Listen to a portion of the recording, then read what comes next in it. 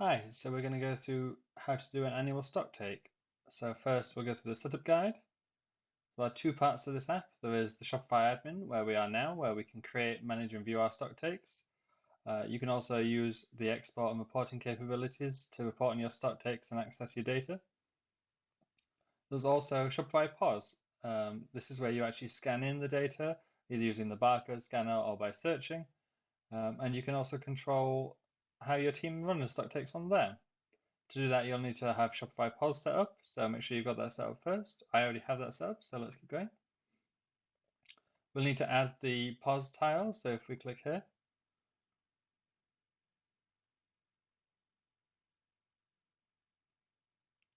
we can now add our stock take tile to POS.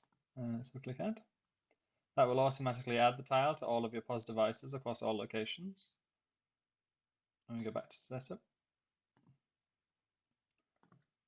We'll fill in an email so we can keep in touch if we need to help at all. We're ready to get started. So the first thing we're going to do is we're going to create our annual stock take. As you can see, we haven't created any stock takes yet, so let's create one.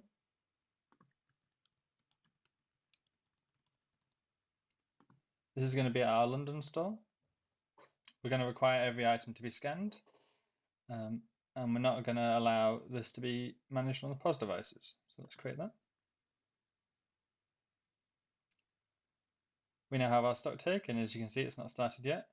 So now we'll jump over to POS and start scanning in some items.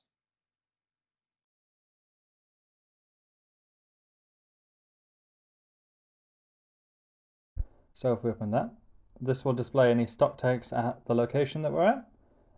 So you can see we've got the annual stock take, so let's go in there. And we can start scanning now. This will either be the camera on your device, a Bluetooth scanner, or if you're using POSGO, the scanner on that. So you can see we've been able to scan that product in. We can confirm and save that to the stock take. But of course, sometimes there are issues with barcodes, so we can also search manually. So if we go in here, we can also search. So you can see here that we can add the complete snowboard ice.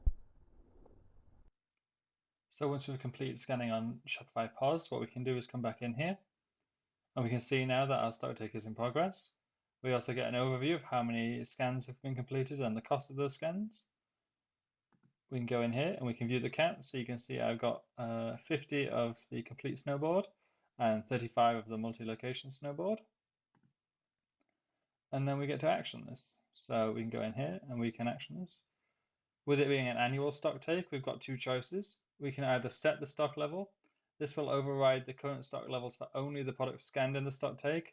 Anything else will be left as it is at the moment, so nothing will be zeroed. Or we can set the stock level and zero the inventory for products not scanned. So this will set the current stock level for the products that have been scanned in the stock take, and any items that haven't been scanned will be reduced to zero at the Shopify location that your stock take is at. You can view a report for this, so if we click on that.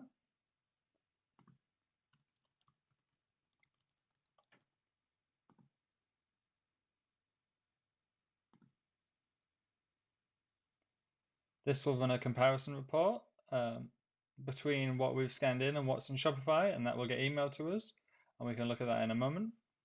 We also have other options of reports available, so you can view the counts for stock take, you can run cycle counts, find missing items, any stock takes that have been actioned, you can see the changes that we made and the adjustments that were made as part of that, or you can generate a custom report.